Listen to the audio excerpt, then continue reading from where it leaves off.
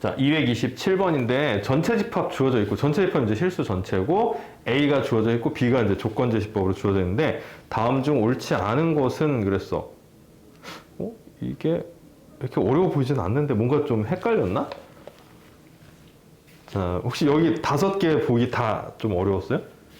아니요, 5번. 5번만. 5번만. 자, 5번의 보기가 뭐냐면은 A 합집합, B의 여집합이죠. 자, 이것이 1 이상 2 미만이다 이렇게 되는데, 일단 합집합 생각해 봐야 되겠네, 그치? 자, A랑 B를 합집합을 하면 어떻게 돼요?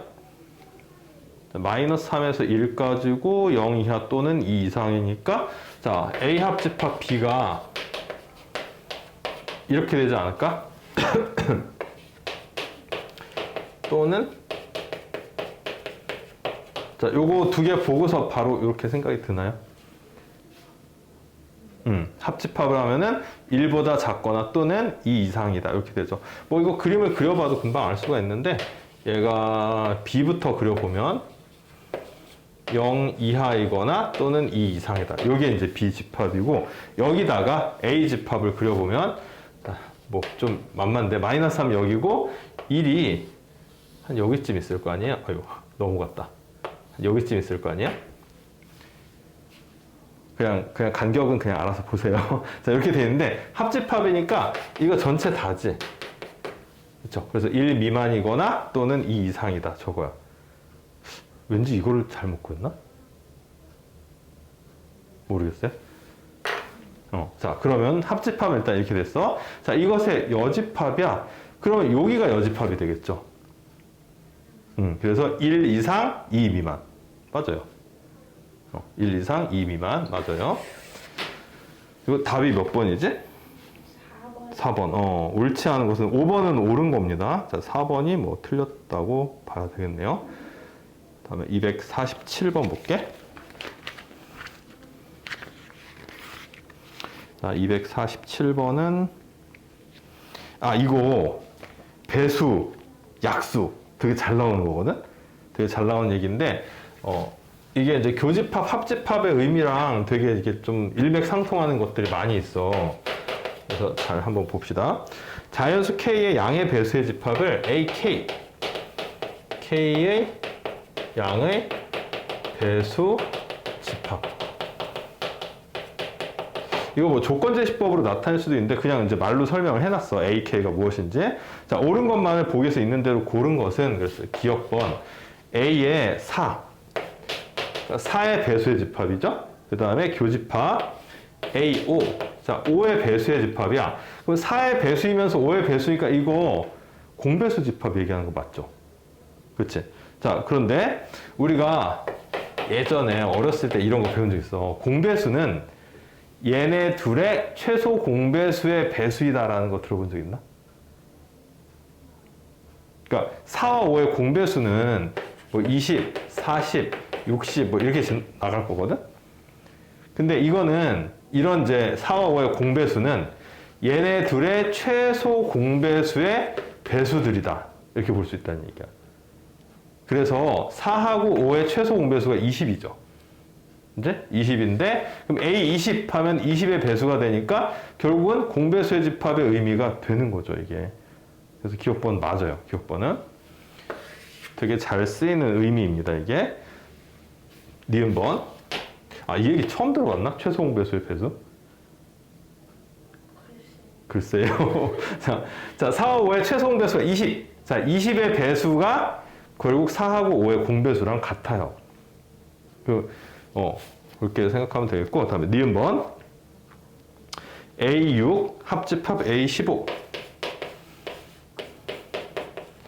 자, 우리 배수의 집합은 합집합을 하면 이것에 대해서 금방 알아내기가 좀 특별한 경우를 제외하고는 쉽지는 않거든? 그래서 일단 나도 봐요. 그다음에 교집합 A의 10, 합집합 A의 15. 자, 이걸 했더니 A의 15가 된대요.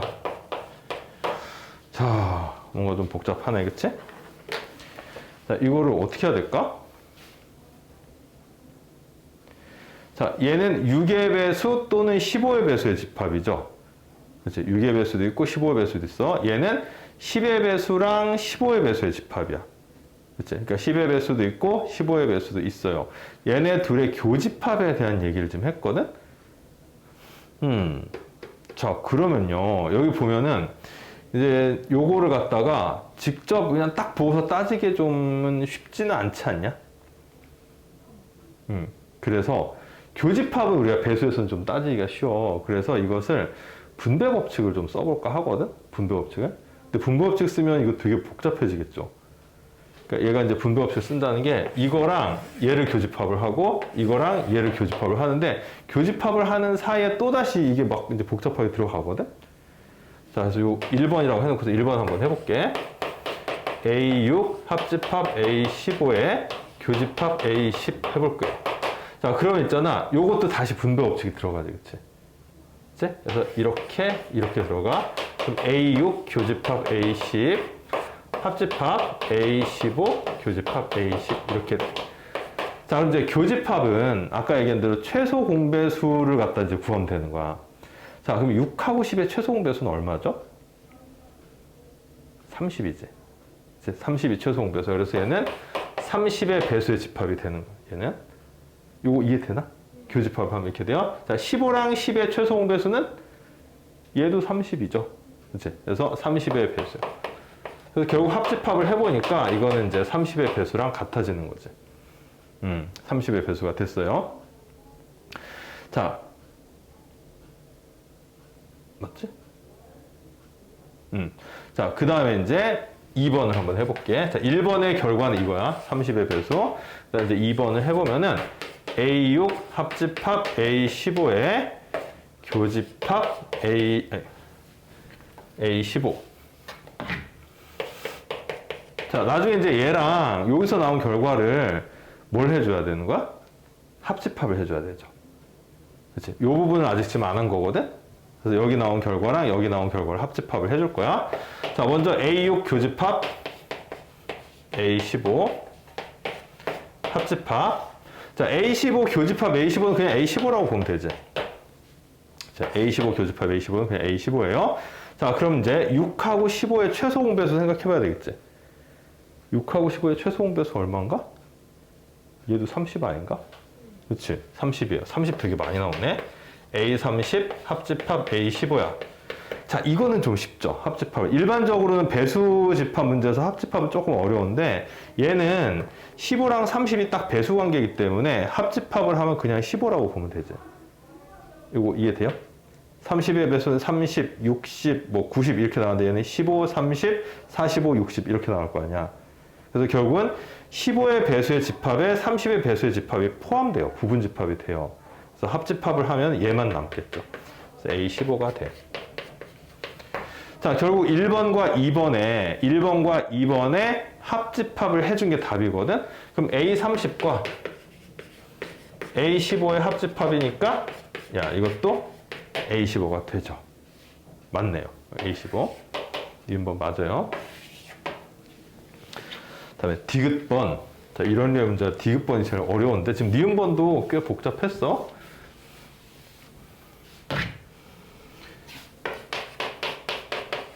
A3, 3의 배수의 집합이지? 교집합. A2, A8.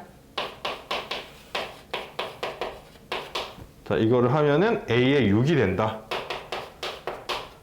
자, 좌변 한번 봅시다, 또. 자, 이거 생각보다 좀 하기 쉽지 않냐? A2랑 A8 합집합. 뭐지? 쟤는 2의 배수, 얘는 8의 배수여서 8의 배수는 무조건 2의 배수에 다 포함이 되겠죠. 그치? 그래서 2의 배수의 집합이 돼요. 그래서 지금 좌변을 보면은 A3 교집합 A2야. 자, 이거는 공배수의 집합이니까 A6이 맞죠. 그럼 이거 다 맞는 거네? 기억, 니은, 디귿밥. 이렇게 돼요. 이거 배수의 집합, 약수의 집합이 이제 교집합, 합집합을 따진 거에서 되게 잘 나오는 얘기거든? 내 생각에는 나올 가능성 한 반은 돼요. 중간고사에서. 자, 이렇게 됐고, 48번 볼게. 여기를 지웁시다. 다 지워도 되지?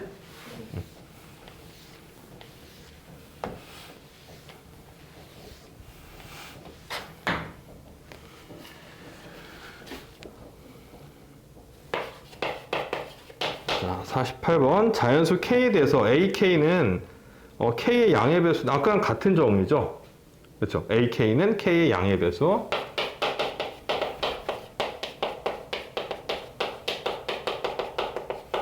양의 배수들을 모아놓은 집합이에요. 자, 그리고 AM은 어디에 부분 집합이라고 되어 있냐면 A2랑 교집합 A5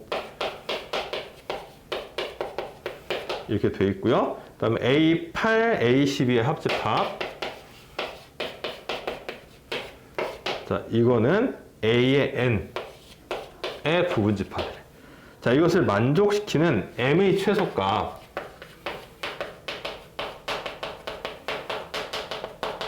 그 다음에 N의 최대값.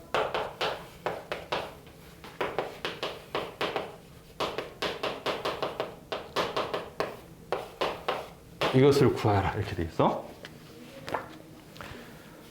저 최소값, 최대값 얘기 나오면 확실히 좀 어려워 보이나? 그래요? 좀 아무래도 그냥 값을 구하라. 이거보다 좀 더 어렵게 느껴지죠. 아무래도. 자, 근데 이제 의미가 저렇게 물어볼 수밖에 사실은 없는 거거든? 자, 먼저 얘. 이거는 이제 우리 앞에서 해봤잖아.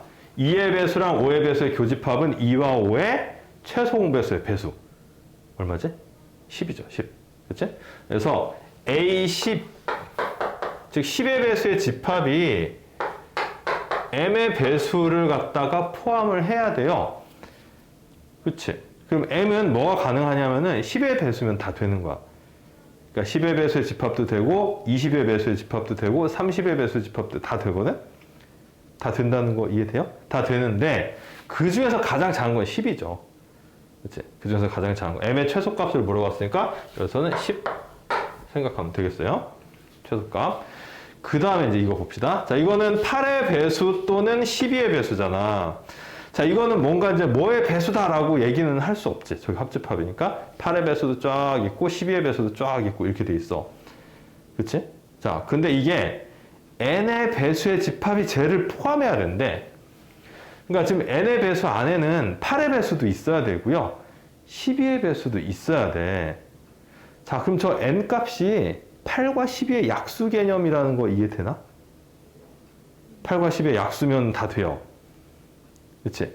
예를 들어서 이런 거 1의 배수면 자연수 전체죠. 그쵸? 1의 배수면 자연수 전체인데 자연수 전체는 당연히 얘를 포함할 수 있지. 8의 배수도 포함하고 12의 배수도 포함돼.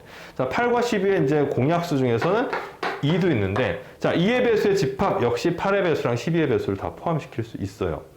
그러니까 얘가 얘를 포함한다는 얘기는 8의 배수도 포함하고 12의 배수도 동시에 다 포함을 해야 된다는 뜻이거든? 자, 그래서 결국은 n에 들어가는 것은 8과 12의 약수면 다 들어갈 수 있어. 근데 문제에서 원하는 것은 n의 최대값이잖아. 그럼 약수이면서 가장 큰 거니까 최대 공약수를 얘기하는 거지. 자, 8과 12의 최대 공약수는 얼마죠? 4. 그치? 4야. 그래서 n의 최대값은 4. 합쳐서 14가 답이 되겠네요. 괜찮은가? 자, 이렇게 됐어요. 자, 그 다음에 이제 255번 볼 건데, 저번에 요 집합이 뜻하는 바에 대해서 얘기한 적이 있었거든? 자, 저거 이름도 있다 그랬는데 혹시 기억나나? 뭐였는지? 이름이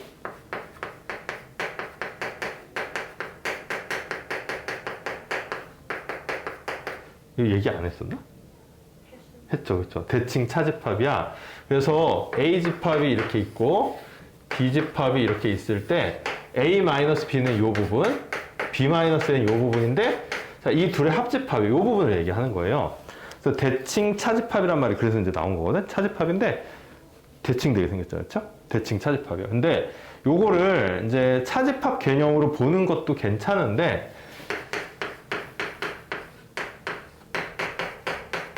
이렇게 보는 게 좀 더 편하다 그랬어. 그러니까 저거 이제 머릿속으로 뭔가 상상을 하거나 이럴 때 합집합에서 교집합을 빼냈다 이렇게 생각하는 게 좀 더 편하다는 얘기야. 오케이? 그래서 이렇게 생각하지 말고 이렇게 합집합에서 교집합 부분을 빼냈다 이런 식으로 이제 생각을 해보자는 얘기예요. 자, 그럼 얘는 A 여집합 별표 B의 여집합이니까 이제 요 연산을 하라는 얘기잖아. 그치? 그러면은 자, 여기에서 이걸 빼내라는 얘기잖아요. 그치? 자, 우리 저거 드모르간에서 많이 보지 않았나? 드모르간에서 많이 봤던 건데, 자, 그러면은 교집합 B의 전체 여집합, 그 다음에 합집합 B의 전체 여집합이야. 맞지? 근데 뭐 저렇게 보나 이렇게 보나. 이거는 연산 법칙만 가지고 따지기는 좀 어렵고, 벤 다이어그램을 같이 동원해서 따져볼 거예요. 그래서, 자, A, B가 이제 이렇게 있는데, 자, 교집합의 여집합은 이거 교집합만 제외하고 전부 다죠. 그치? 자, 이거 이제 머릿속으로 한번 상상을 해봅시다. 자, 여기서 합집합의 교집합을 빼낼 거야. 합집합의 여집합을 빼낼 거예요. 그치? 자, 지금 교집합의 여집합 부분은 이만큼이야. 자, 여기서 합집합의 여집합이면 이거를 제외한 바깥 부분을 얘기하는 거죠. 그걸 빼낼 거야. 그럼 남는 데가 어디겠어요? 이게 남지 않을까? 왜냐면 이 바깥쪽 부분이 빠져나갈 테니까. 그치? 그래서 요거는 A랑 별표 B, A, B의 대칭 차집합과 결과적으로는 같아진다. 맞죠? 맞아요. 그래서 이제 이런 문제는 연산 법칙하고 벤 다이어그램을 적재적소에 잘 써서 그냥 따지면 되는 거야. 벤 다이어그램 써서 따졌다 해서 틀리고 뭐 이런 거 아니야. 다음에 니은번 A 별표 A 여집합. 자, A랑 A 여집합을 대칭 차집합을 했다 라고 하면 공집합이 된다 라고 했는데, 자, 요거는 좀 따지기 쉬울 것 같아. 자, 이것에서 이거를 빼낸다는 뜻이잖아. 그치? 합집합에서 교집합을 빼낸다. 자, 합집합은 전체 집합이죠? 교집합은 공집합이죠. 그래서 전체 집합이 나와야 돼. 완전히 틀렸지, 그치? 니은번은 틀린 거야. 자, 이거 왜 이렇게 따지는 게 편하다는지 좀 이해되는 것 같지 않냐? 차집합보다는 저게 편해. 왜 그러냐면 합집합, 교집합이 아무래도 우리가 이제 연산해서 좀 더 익숙하거든? 차집합을 따지는 것보다. 자, 그 다음에 디귿번. 뭐 그래도 이제 디귿번은 보통은 제일 어렵죠? 디귿번 한번 볼게. 우와, 길다.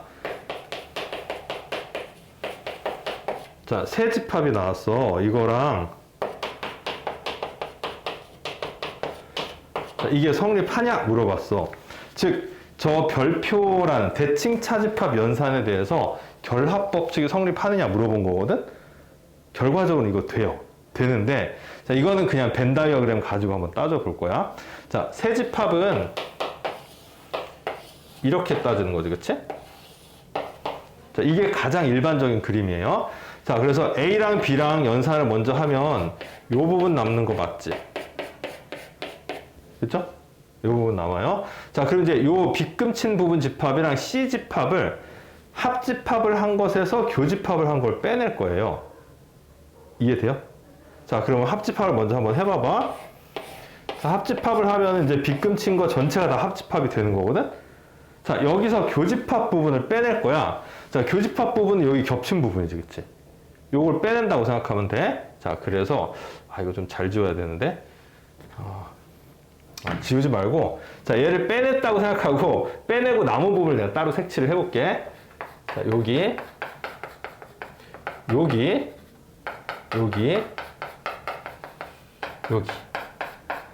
자, 이 부분이 남아요. 어디 남는지 지금 보이나?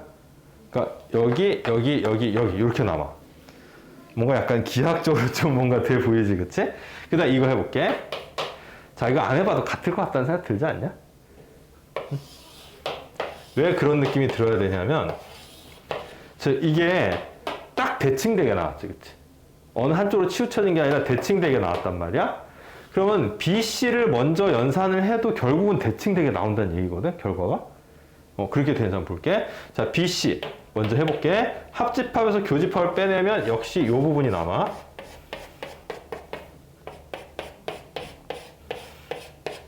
그쵸? 그 다음에 이제 A랑 할 건데, 자, A를 한번 표시해 볼게. 똑같아요. 자, 흰색으로 빗금 쳐진 전체 영역에서 겹쳐진 부분만 빼내면 되는 거야. 그럼 겹쳐진 부분을 빼내면은 남는 부분만 이제 색칠을 해보면 이렇게 남는 거죠. 여기, 여기, 여기, 여기. 자, 이렇게 남지. 해서 결과적으로 같아진다. 자, 이거는 벤다이어럼 아니고는 좀 따지기가 어려워. 따지기가 어려운데, 자, 이렇게 해서 두 개의 집합이 결국 같은 건데, 이거는 좀 외워두세요. 워낙 많이 나와요. 워낙 많이 나와서 선생님도 결과 보고 그냥 알고 있잖아. 이거는 워낙 많이 나오는데, 대칭 차집합에서는 뭐가 성립한다? 결합 법칙이 성립한다. 이렇게 알아뒀으면 좋겠어. 대칭 차집합 자체가 되게 많이 나오는 집합이거든. 근데 결합 법칙이 성립한다는 걸 매번 이렇게 따지려면 이게 안정된 상황에서 따지면 그렇게 어려운 문제가 아니거든. 근데 이제 느껴봤겠지만 시간 막 쫓기면서 마음이 급한 상황에서 따지려고 그러면은 막 실수가 나올 수도 있고 그렇단 말이야. 그래서 따지기 전에 미리 알고 있어야 돼. 그래서 기억번하고 디귿번을 맞는 걸로 해야 됩니다. 자, 여기까지지? 질문이?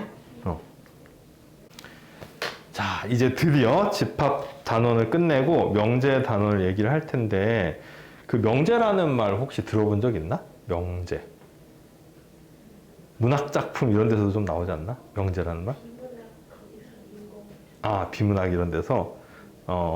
문학작품에서 나올 수도 있어요. 대신에 이제 수학적으로 쓰인 이제 명제라는 거 말고 어떤 이제, 사실이나 뭐 이거에 근거했다기보다는 어떤 그냥 하나의 문장, 이게 어떤 성립하는지 안 성립하는지 보다는 그냥 하나의 문장 자체를 이러이러한 명제가 어쩌고 저쩌고 이런 식으로 이제 언급되는 경우가 있긴 한데, 수학적으로는 그렇게 좀 애매모호하게 정의는 안 하고요. 명제라는 것은 뭐라고 정의를 하냐면은 참과 거짓이 명확히, 명확히라는 얘기는 뭐냐면은 객관적으로 구분이 되는 문장이나 식 같은 것을 명제라고 얘기를 합니다. 글씨가 왜 저러지? 자, 참과 거짓이 명확히 객관적으로 구분이 되는 문장이나 식을 우리가 명제라고 해요. 그러니까 되게 애매모호한 문장이나 이런 것을 명제라고 하지는 않는다는 거지. 그래서 뭐 예를 들어서 x를 두 개를 더하면은 2x다 이런 거 명제예요. 뭐 에디슨 얘기 나서 뭐 찰떡 두 개를 붙이면 하나가 되지 않네 이런 말도 안 되는 그런 거 말고, 그냥 x라는 것을 두 개를 더했더니 2x가 된다. 이것은 객관적으로 참이죠. 그래서 저 식은 명제가 됩니다. 뭐 이런 거. 개미는 곤충이다. 자, 참과 거짓이 명확히 구별이 되죠? 명제야. 근데 이제 굳이 이제 얘기하자면 참인 명제다. 이렇게 얘기를 하는 거죠. 자, 그 다음에 꿀벌은 새끼를 낳는다. 거짓이죠, 그쵸? 거짓이야. 자, 거짓인데 이제 명제는 명제죠. 거짓이 명확하게 구별이 되기 때문에 저것도 이제 명제다 이렇게 얘기를 하는 거죠. 자, 그래서 참과 거짓이 명확히 객관적으로 구별되는 문장이나 식을 우리는 명제라고 얘기를 한다. 참인 것만 명제가 되는 게 아니에요. 그거만 이제 조심하면 돼. 자, 그 다음에 이제 정의라고 하는 게 나오는데, 이 정의라는 말은 좀 알지? 여기서 이제 수학에서는 용어의 뜻이 뭔가로 딱 정해놓은 거, 그것을 이제 정의라고 하는데, 정의에 대해서는 우리가 이제 수학적으로 증명을 하지는 않죠. 왜 그런 정의가 나왔느냐라는 물음 자체가 의미가 없다는 뜻이야, 한마디로. 그래서 정의는 뜻으로서 그냥 받아들여야 되는 그런 겁니다. 그다음에 이제 증명은 거기 아주 명확하게 써놨어요. 기존에 있던 정의나 아니면 미리 참인 것으로 증명되어 있는 이론을 가지고서 다시 새로운 뭔가를 밝혀내는 과정을 증명이라고 하죠. 그렇죠? 근데 증명? 뭐 다 알고 있는 용어 아닌가? 그치? 이제 객관적으로 뭔가를 보여주는 거지. 참인 것을 보여주는 것을 증명이라고 하죠. 그다음에 정리라고 하는 게 있는데, 자, 거기 보면은 참임이 증명된 명제 중에서 기본이 되는 것이나 다른 명제를 증명할 때 이용할 수 있는 거 정리라고 얘기하는 건데, 자, 이게 한마디로 이제 수학적 이론이에요. 수학적 이론이고, 약간 이제 우리가 개념이라고 얘기하는 것에 이 정리가 되게 많이 있어. 정리. 정리라는 거 들어본 적 있나? 근데? 우리 굉장히 많이 들어본 거 하나 있죠. 정말 유명한 거.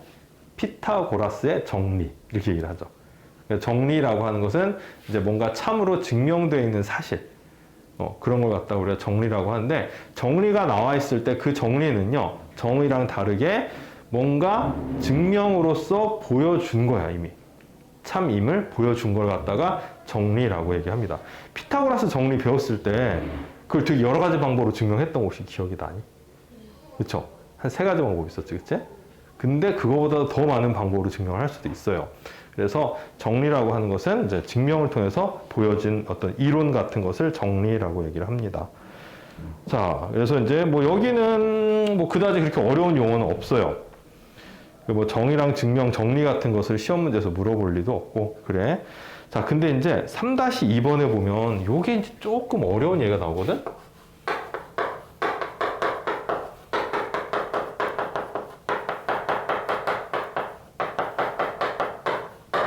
자, 조건이라는 말이 나오고요. 진리집합이라는 말이 나와요. 자, 이게 이제 조금 어려운 얘기인데, 자, 먼저 조건부터 정의를 해볼게. 조건이라는 것은 뭘 조건이라고 하냐면은 상황이나 혹은 변수의 값이 변함에 따라서, 그러니까 상황이 바뀜에 따라서 혹은 상황에 따라서 참이나 거짓이 바뀔 수 있는 문장이나 식을 우리가 조건이라고 불러요. 이해되나요? 자, 예를 한번 들어볼게. 자, x는 2보다 크다 라는 식이 있어. 자, x가 변수거든? 그치? 자, x 값이 뭐가 들어가느냐에 따라서 저 부등식이 맞을 수도 있고 틀릴 수도 있죠. 저런 게 조건이에요. x가 예를 들어서 3이다? 그럼 쟤는 이제 참이야. 근데 x가 마이너스 1이야? 그럼 이제 거짓일 거 아니야. 그래서 조건은 상황에 따라서 참과 거짓이 저렇게 갈릴 수 있는 거. 그런 문장이나 식을 우리가 조건이라고 불러요. 그 다음 이제 진리집합은 뭐냐면은, 아까 조건이 상황에 따라서 참 거짓이 갈릴 수 있는 거라 그랬잖아. 그럼 진리집합은 항상 조건에 따라서 따라다니는 게 진리집합이거든? 자, 예를 들어서 이 조건을 P라고 이름을 지었어. 보통 조건을 저렇게 영문자, 소문자로 써. 자, 그랬을 때 진리집합은 자, 이 소문자의 대문자로 보통 표현을 합니다. 그러면은 조건 P의 진리집합은 대문자 P 이렇게 이제 나타내고, P는 당연히 2보다 큰 모든 실수가 되는 거예요. 그치? 2보다 큰 숫자를 갖다 여기다 대입하면 이게 다 참이 되는 거잖아. 그래서 진리집합은 바로 뭐다? 조건을 참이 되게 하는 값들을 모아놓은 집합을 우리가 진리집합이라고 불러. 그러니까 진리집합은 조건이 없으면 의미가 없는 거지, 그치? 조건에 있어서 조건에 따라다니는 집합이기 때문에 진리집합 자체는 조건이 있어야지 의미가 있습니다. 자, 이 3-2번은 약간 개념이 좀 두루뭉실하게 잡힐 거예요. 3-1번은 좀 뭔가 이제 많이 들어본 용어들이고 하니까 좀 정확한데, 3-2번은 조금 이제 어려울 수 있어요. 자, 이렇게 해서 우리 이제 42페이지 문제들이 이제 쭉 있지? 아마 금방 풀 거야, 이 문제들. 자, 지금부터 42페이지 문제를 풀어봅시다. 시작해 보세요. 자, 3-3번 이제 43페이지에 보면 부정이라는 말이 나오는데, 말 그대로 부정은 반대로 얘기를 하는 거죠. 그렇죠? 반대로 얘기를 하는 건데, 자, 부정의 대상이 되는 것은 어떤 조건이나 혹은 명제를 부정할 수 있어요. 자, 조건하고 명제는 어떻게 보면 이제 되게 비슷한 건데, 조건은 상황에 따라서 참거짓이 바뀌는 거라 그랬잖아. 그치? 명제는 참거짓이 이미 명확하게 정해져 있는 게 명제야. 자, 그래서 조건도 그렇고 명제도 그렇고 둘 다 영문자, 소문자로 많이 표시를 해요. 그러니까 P라는 조건, P라는 명제 이런 식으로. 자, 그렇게 얘기를 하는데 우리 부정을 한다는 것은 이렇게 표현을 합니다. 자, 이렇게 표현을 하고, 그러니까 물결표를 앞에다 쓰고 조건이나 명제를 쓰면, 자, 이 명제를 부정했다. 이 조건을 부정했다. 이런 뜻이 되는 거야. 자, 읽기로는, not P. 이렇게 읽으면 돼요. 그러니까 P가 아니다. 라는 얘기겠지. 그치? 자, 이렇게 이제 읽으면 되겠고, 그 다음에 거기 밑에 이제 노란색으로 표현된 건데, 이거는 이제 부정을 하면 참 거짓이 서로 뒤바뀌겠죠. 그래서 P라는 조건이나 혹은 명제가 참이었어. 자, 그러면 이제 not P. 그 명제를 부정을 하면 걔는 거짓으로 바뀐다는 얘기예요. 반대로 거짓인 명제는 부정을 하면 이제 참으로 바뀝니다. 예를 들어서 아까 그 꿀벌은 새끼를 낳는다. 이게 이제 거짓인 명제잖아. 그치? 걔를 부정하면 뭐냐면 꿀벌은 새끼를 낳지 않는다거든? 그러면 당연히 참인 명제로 바뀌죠. 그런 거예요. 그런 거. 뭐 어려운 얘기가 아니야. 자, 그리고서 이제 아까 조건을 참이 되게 하는 집합을 진리집합이라고 했었지, 그치? 그러면은 조건을 갖다 부정을 했어. 어떤 조건을 부정을 한 것의 진리집합은 원래 진리집합의 무슨 집합이 되겠어요? 자, 스몰 p라는 조건의 진리집합이 이거야. 자, 그러면은 이것의 진리집합은 당연히 이거 되지 않을까? 여집합이에요, 여집합. 자, 이렇게 생각을 하면 돼요. 자, 부정을 한 그런 이제 조건의 진리집합은 자, 원래 진리집합의 여집합과 같다라고 보면 됩니다. 자, 근데 이제 거기 괄호 2번에 보면 이게 조금 어려운 개념이에요. 조금 어려운 개념인데, 우리가 P라는 조건과 Q라는 조건을 또는으로 연결을 할 수가 있고, P라는 조건과 Q라는 조건 그리고라는 것으로 연결을 할 수가 있어요. 그럼 이제 이거 자체가 어떤 새로운 조건이 되는 거거든? 그다음에 이거 자체가 또 하나의 새로운 조건이 되는 거야. 자, 그러면 그냥 딱 느낌으로 봤을 때 이것의 진리집합은 이거 될 것 같지 않냐? 응? 자, 또는 하고 합집합이 연관성이 있는 거야. 그리고는 이거 될 것 같지 않아요? 맞아요. 그래서 P 또는 Q라는 조건은 진리집합이 P 합집합 Q가 되는 거고, P 그리고 Q라는 조건은 진리집합이 P집합과 Q집합의 교집합이 진리집합이 되는 거야. 자, 그러면 얘야, 여기다가 부정을 했다고 해봐. P 또는 Q라는 조건을 부정을 했어요. 자, 그럼 부정을 하면 진리집합에 뭐다? 여집합을 취하는 거잖아. 그치? 그럼 여집합을 여기다 취하면 이거 우리 무슨 법칙 있었지? 드모르간 있었죠. 드모르간. 그럼 어떻게 돼? 이렇게 바뀌죠. 맞죠? 자, 그럼 이 의미로서 저것을 다시 해석하면 이게 어떻게 되는 거냐면은 not P 그리고 not Q 이렇게 바뀌어요. 이거 되게 그럴싸하지 않냐? 그래서 우리가 이제 이걸 간단하게 뭐라고 얘기하냐면 또는은 부정하면 그리고로, 그리고는 부정하면 또는으로 바뀐다라고 얘기를 해요. 사실 또는의 부정이 그리고다 이렇게 얘기하는 건 좀 많이 너무 논리적인 비약이 심한데 뭐 결과적으로는 그렇게 되는 게 맞긴 맞아요. 자, P 또는 Q라는 조건을 부정을 하면 not P 그리고 not Q다 이런 식으로 된다는 거고, 근거는 드모르간의 법칙이에요. 오케이? 그럼 당연히 얘도 뭐가 되겠어?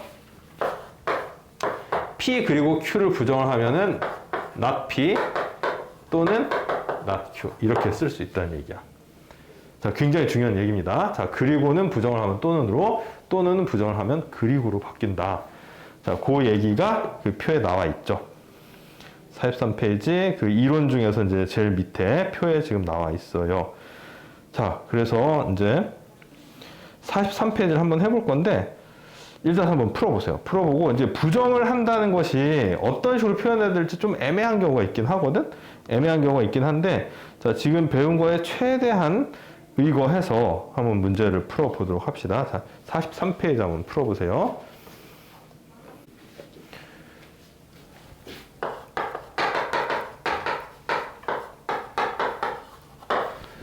우리가 이제 명제 중에서 이제 여기서 주로 따지게 될 명제가 저 가운데 있는 게 화살표입니다. 자, 저것을 이제 뭐라고 얘기하냐면은 P이면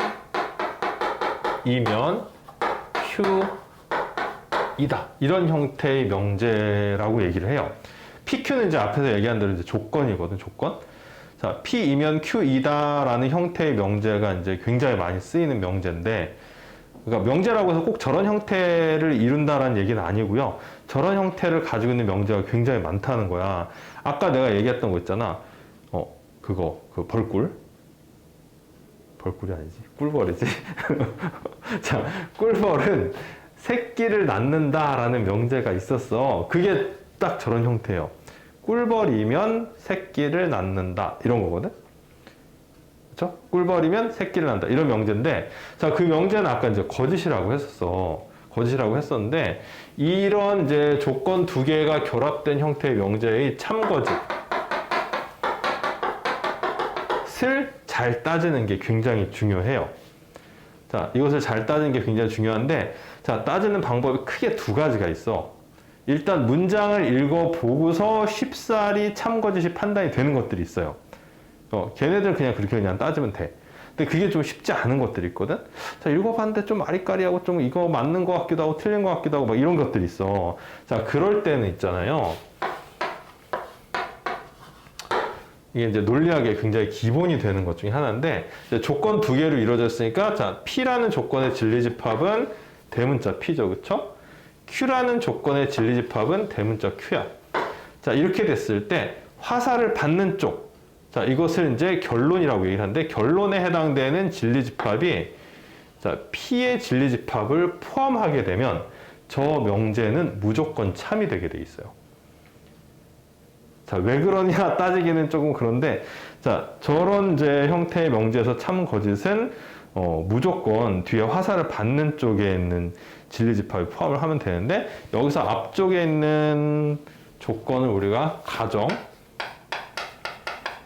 뒤쪽에 있는 조건을 결론이라고 특별히 이제 얘기를 하는데, 결론에 해당되는 진리집합이 가정에 해당되는 진리집합을 포함하면 이 명제는 이제 항상 참이 된다라고 얘기를 해요.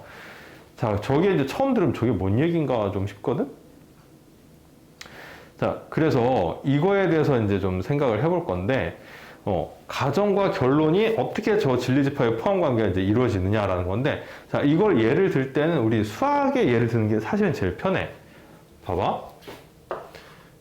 x가 2이면 x제곱은 4이다. 자, 이 명제 참이야, 거짓이야? 참이죠. 2가 되면 제곱은 무조건 4잖아.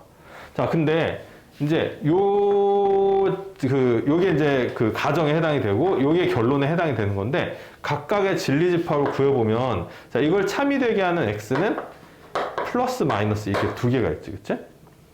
얘가 참이 되게 하는 x는 2밖에 없죠. 자, 그래서 이 결론 쪽에 해당된 진리집합이 가정에 해당된 진리집합을 포함해요. 지금 그림과, 지금 저기 표시와 같이. 자, 그래서 저 명제는 참이 된다라는 얘기를 할 수가 있어요. 좀 이해가 되는 것 같나? 어때요? 자, 이거를 이제 일반적인 문장에 대입해서 한번 생각을 해볼게. 자, 아까는 꿀벌을 예를 들었는데, 이번엔 개미를 한번 예를 들어볼게. 개미는, 자, 이거 진짜 내가 옛날부터 썼던 명제거든? 개미는 동물이다 라는 명제가 있어. 자, 쟤는 참이야, 거짓이야? 어때요? 자, 참입니다. 이게 동물이, 이게 아니에요. 포유류가 아니에요. 동물은 말 그대로 생물 중에서 식물과 동물로 분류를 하잖아. 거기서 식물이 아닌 게, 생물 중에서 식물이 아닌 게 동물이야. 그치? 그럼 개미는 당연히 동물이잖아. 그렇죠? 참이에요. 참인데, 자, 보다시피 이제 동물이라는 진리집합이 개미라는 진리집합을 당연히 포함을 하죠. 그치? 포함을 하기 때문에 얘는 이제 참이 되는 거야. 이렇게 이제 생각을 해볼 수가 있다는 거예요. 자, 그래서 뭐 생물 쪽에서 이제 저런 식으로 어떤 분류를 통한 거를 참거짓 명제에다가 대입해서 생각하기가 좀 쉬운데, 근데 이제 주로 나오는 것은 저런 문장보다는 아무래도 이제 수학적인 식들이야. 수학적인 식들이 주로 이제 좀 나옵니다. 자, 뭐 이런 거지. 봐봐. 2x 플러스 1은 0이면,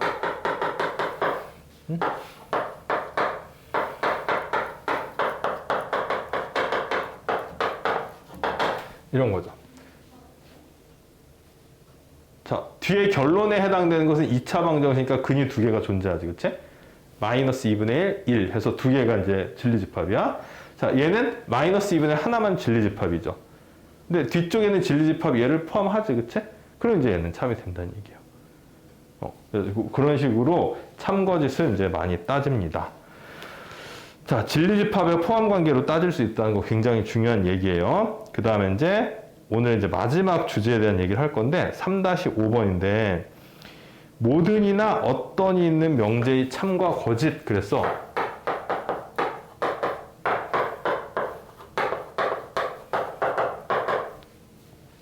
자, 이런 이제 표현이 들어가 있는 표현이라고 하는 게 적당할 것 같은데, 자, 이런 명제, 저런 표현이 들어가 있는 명제의 참 거짓에 대한 게 이제 좀 중요해요.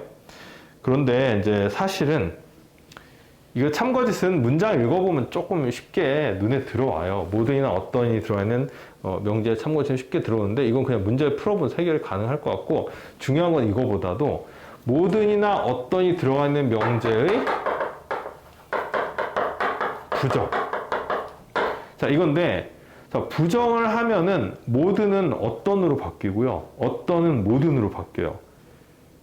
이게 갑자기 굉장히 뜬금없이 들릴지 모르겠는데 일단은 그렇게 알아두세요. 자, 예를 한번 들어볼게. 모든 생물은,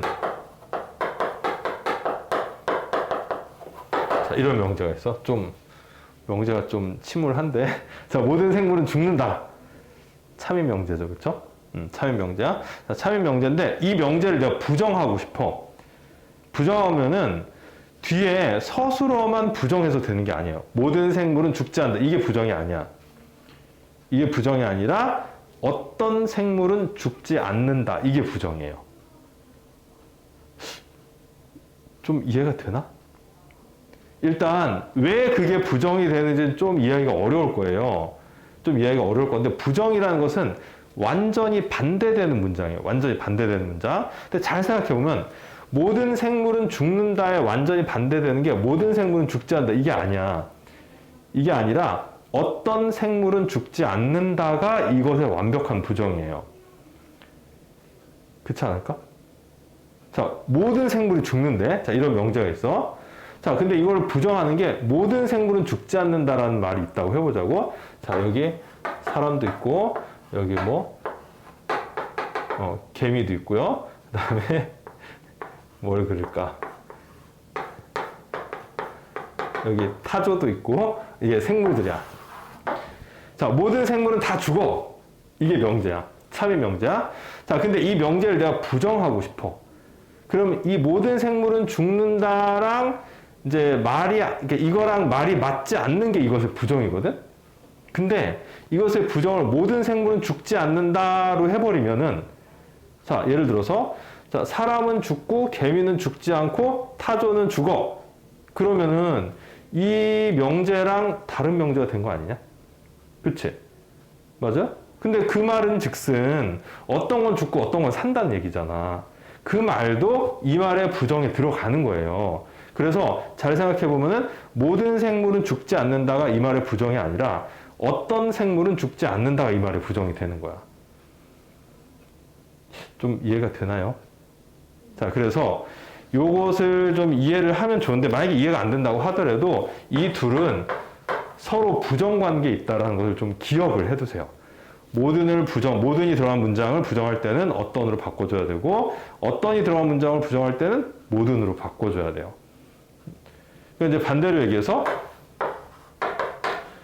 어떤 생물은 죽는다. 아, 잠깐만, 죽지 않는다지?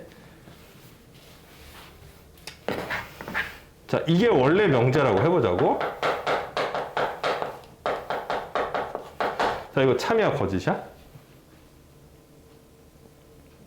거짓이죠. 자, 생물은 죽지 않는 생명체가 없어요. 그래서 어떤 생물은 죽지 않는다라고 하면 죽지 않는 생물이 뭔가 하나라도 있긴 있다는 얘기잖아. 부정이래. 거짓이죠. 그렇죠? 거짓. 자, 그래서 얘를 부정을 하면 어떤은 모든으로 바뀌는 거야. 그리고 서술어를 반대로 해줘야 돼요. 그래서 얘가 부정이 되는 거예요. 그리고 참거짓 관계도 완벽하게 반대가 딱 되지. 얘가 거짓이 됐으니까 얘는 참이야. 근데 만약에 모든 생물은 죽는다를 부정을 했을 때 모든 생물은 죽지 않는다 이래버리면은 이거는 그게 되는구나. 근데 만약에 이것을 어떤 생물은 죽는다라고 하면은 얘도 참이 되긴 하네. 근데 어쨌든 참거짓이 완벽하게 부정해서는 이제 서로 반대로 스위치가 딱딱 돼야 되거든. 자, 그리고 이제 뭐랄까 의미를 잘 생각해 보면은 모든과 어떤이 서로 부정 관계에 있다는 것을 이해가 되면 좋은데 계속 하던 얘기지만 안 되면 일단은 방법을 외우도록 하세요. 그래서 44페이지에 보면은 이제 그 얘기가 나와 있습니다. 자, 그래서 44페이지 문제를 이제 좀 풀어볼 건데 한번 잘 생각을 해서 한번 풀어보도록 하세요. 자, 시작 한번 해봅시다.